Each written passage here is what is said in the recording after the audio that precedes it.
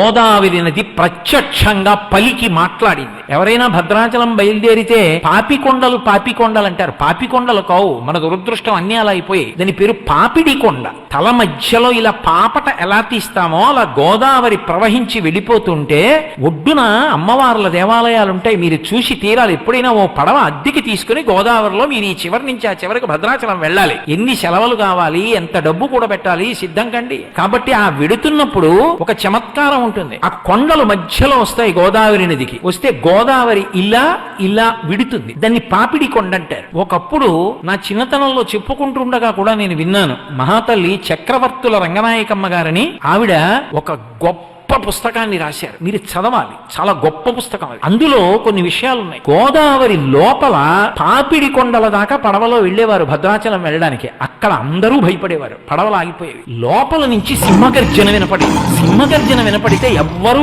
ఏమీ మాట్లాడకుండా పళ్ళెంలో ఎక్కువ కర్పూరం పెట్టి గోదావరికి హారతిచ్చేవారు. హారతిస్తే ఆ బుడబుడ చప్పుళ్ళు, పెద్ద పెద్ద బొబ్బలు, సింహగర్జనలు ఆగిపోయేవి. ఆగిపోతే ఆ పక్క నుంచి పడవ భద్రాచలం వెళ్ళేది. ఏంటి ఎందుకు వస్తుంది ఇలా?